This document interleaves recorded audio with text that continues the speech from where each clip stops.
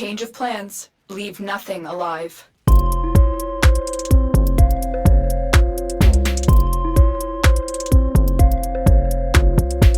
Hello everyone, welcome to another Warframe video. My name is Ike, and today we're going to be going over Temple, the newest Warframe that came out in this latest update.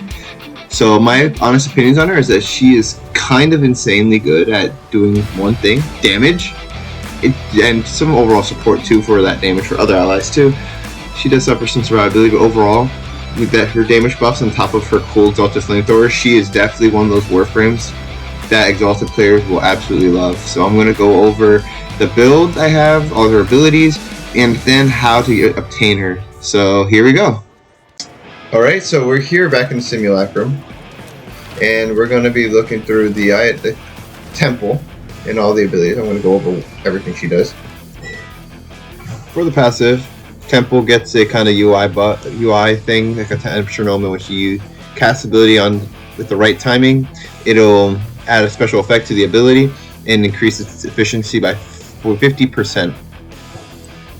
For her first ability, she launches a number of fire pillars around herself to damage enemies and deal fire procs, and when she times it correctly with her passive, creates more and also increases the duration and damage of her third ability, Ripper's Wail. Her second ability launches a wave of fire in front of herself, damaging enemies and making them more susceptible to crits. When you time the ability properly, it'll increase the amount of crit damage, the crit they take, and also increase the duration for Ripper's Wail. So for Ripper's Wail, it'll give her a moment of vulnerability and heal her up to full. And also every cast of her first or second ability will then increase the fire damage she deals, and it also spreads to allies. Timing the ability to the passive will increase how long you're invincible for. Lastly, her fourth ability spawns Lizzie when you have any charge from the passive, which I will show off here in a second. But it is basically an Exalted Flamethrower that does a crap ton of damage when you combine it with her first and second ability. It also makes a little wave of elemental damage that you can cast basically when you aim it down. So for starters, you might notice I got rid of the first ability, and the reason why is because it's nice and all, but like you can just spam this and get the same effect. You don't have to like hit that.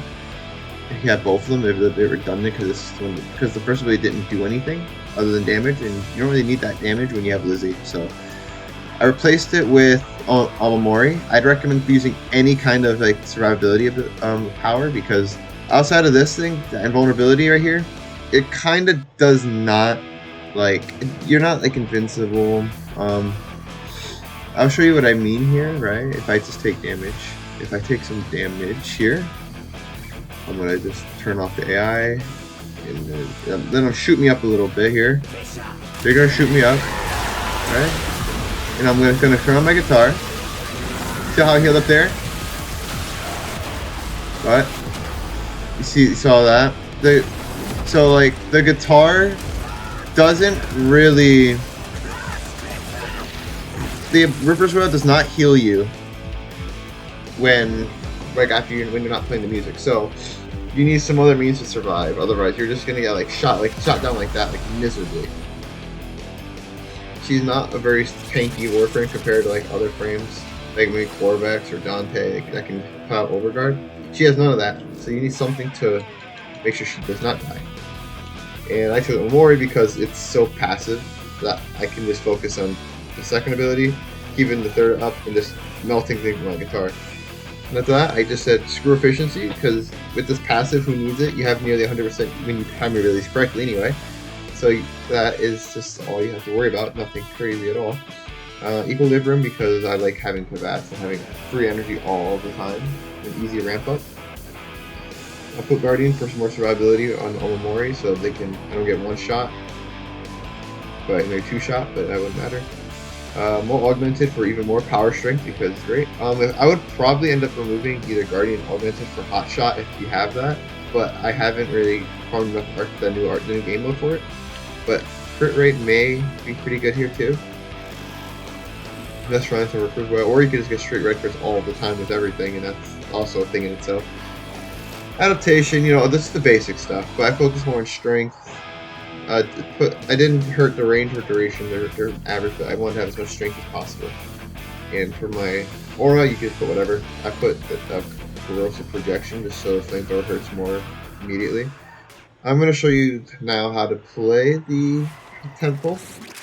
Just hit the temple, so you see that the UI, that little manticore. When it hits the middle there, you cast an ability. It'll fill up that little bar down there, and it'll increase the ability right there. It'll increase the efficiency.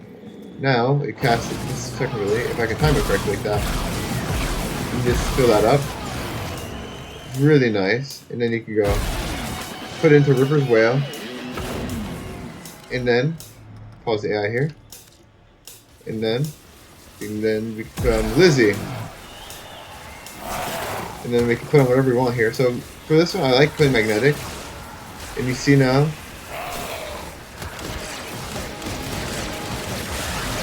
Oh wow! You see that? You can just cast it like crazy.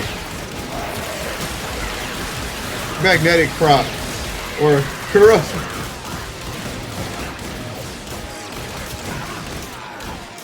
See, you can just spam that if you don't want to use the flamethrower. It's so cool.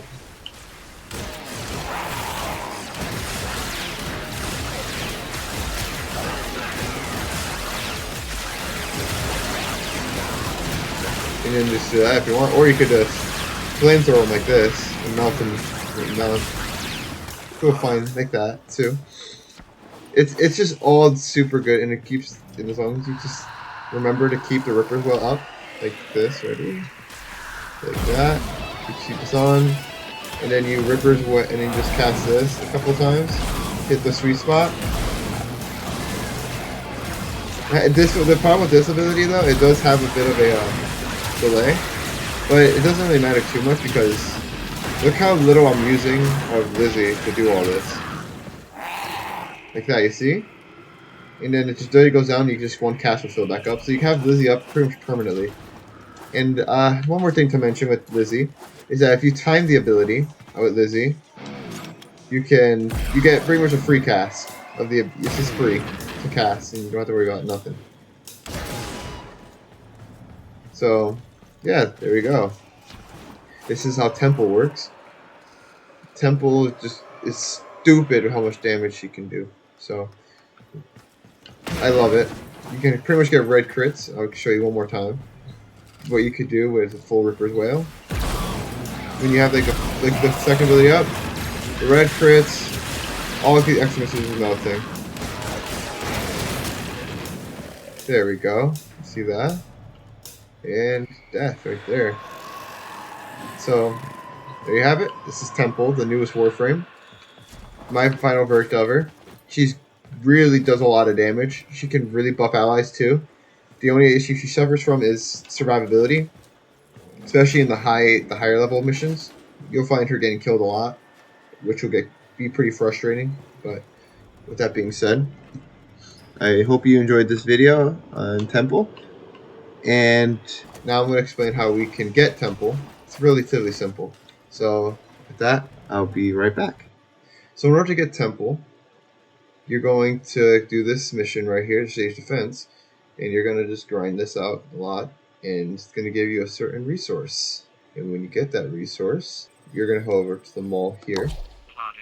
So once you're here, you're going to fast travel over to Flare, and when you get to the shop here, we're going to trade the resources to her. Drifter. Right here, this thing here. We're going to go to it. Here's what we got. Then we're going to, you'll see all the parts are right here to craft. Relatively simple stuff you can get from the missions. And they also, on top of some of the stuff she sells, but all the parts are here, so you just get it and craft her. Buy the parts and craft, and that's it. This is the end of the video, so make sure to like and subscribe, and I'll see y'all guys in the next one.